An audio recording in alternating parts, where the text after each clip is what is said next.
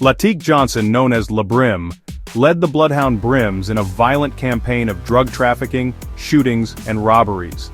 But what truly set his case apart was the federal government's decision to charge him under the Continuing Criminal Enterprise Statute, one of the most powerful tools in the fight against organized crime.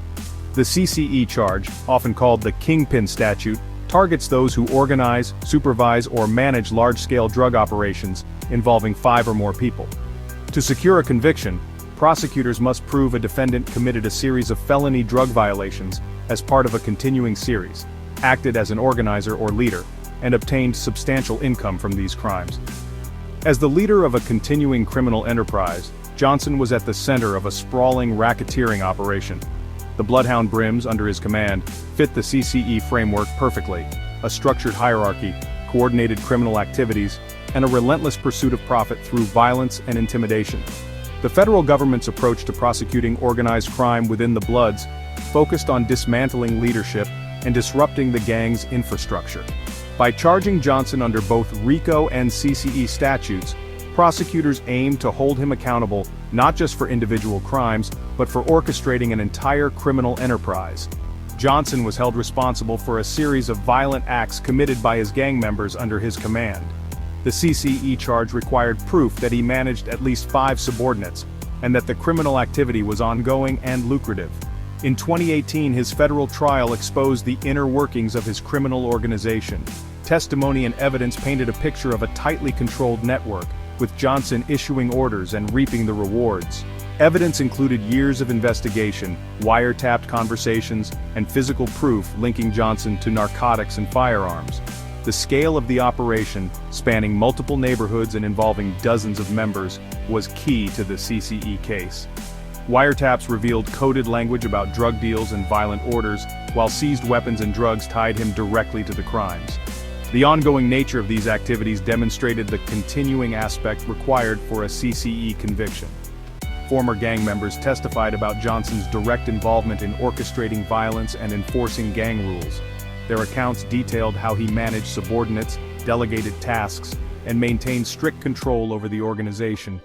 They described his role at the top of the gang's hierarchy, detailing how he ordered specific acts of violence. The prosecution emphasized that Johnson's leadership was essential to the gang's ongoing criminal success. Johnson was depicted as a leader who micromanaged the gang's criminal operations, fitting the CCE's definition of an organizer and supervisor. The charges against him included racketeering conspiracy, attempted murder, narcotics trafficking, firearms offenses, and the pivotal CCE charge, each reflecting the scale and structure of his criminal enterprise. Johnson was indicted for personally ordering shootings and violent reprisals within his organization, and for managing the flow of drugs and money through his network. Prosecutors presented evidence of his role as the architect of the Bloodhound Brims' violent activities, showing how his leadership enabled the gang's ongoing criminal enterprise. He was linked to the shooting of a rival gang member and the slashing of one of his own men for disrespect, acts that reinforced his authority and the gang's code of violence.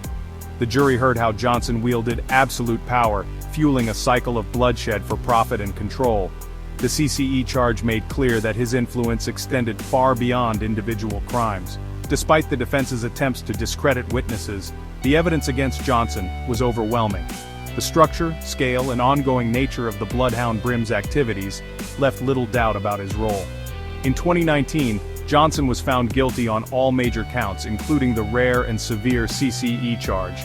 His conviction marked a decisive end to his criminal reign and sent a message to other gang leaders about the reach of federal law enforcement.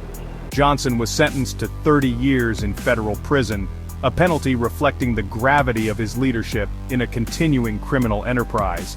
The court identified him as the primary engine behind the Bloodhound Brims' criminal enterprise, and the CCE conviction ensured he would be held responsible for the full scope of the gang's activities.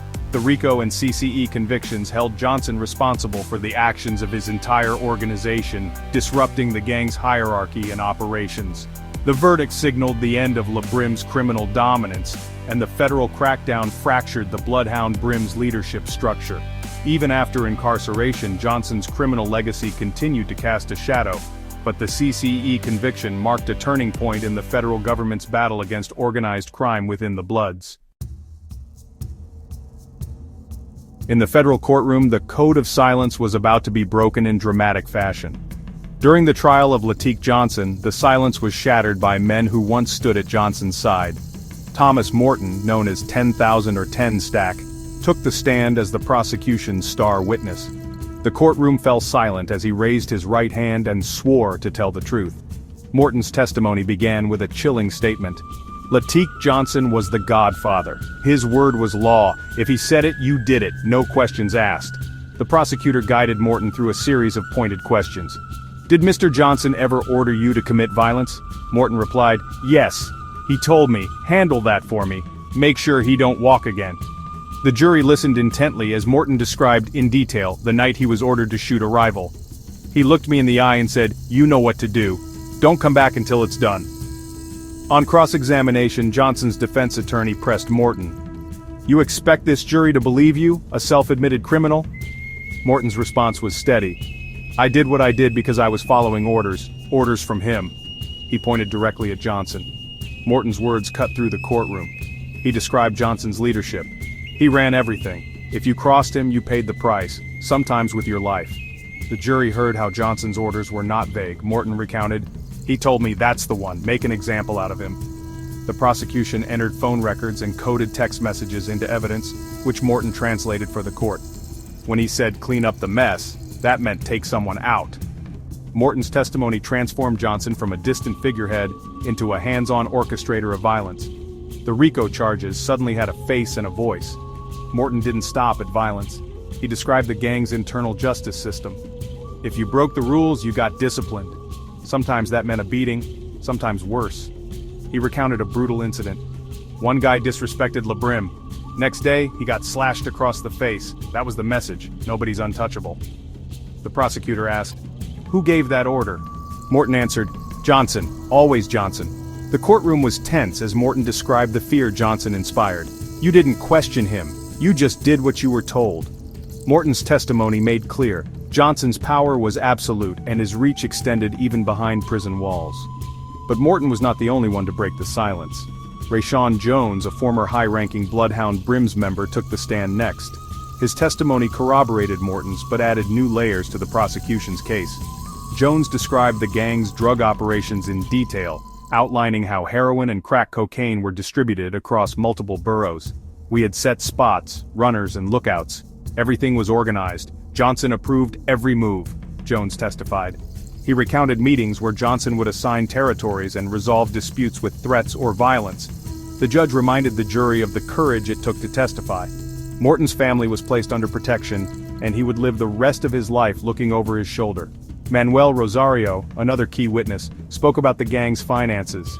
He explained how money from drug sales was funneled up the chain, with Johnson taking a cut from every transaction. If you shorted him, you paid. Sometimes with a beating, sometimes with your life, Rosario said.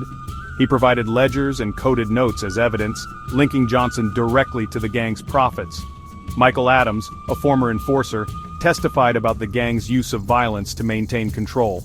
He described carrying out assaults on Johnson's orders and detailed a notorious incident where a rival was attacked in broad daylight. We did it to send a message. Nobody crossed Brim and got away with it, Adams told the court. He also confirmed that Johnson's orders were relayed through coded messages and trusted lieutenants. Thanks to the detailed and consistent testimony of Morton, Jones, Rosario, and Adams, prosecutors had the evidence they needed. The jury saw Johnson not just as a gang member, but as the architect and ruler of a criminal empire, brought down by the words of his own lieutenants.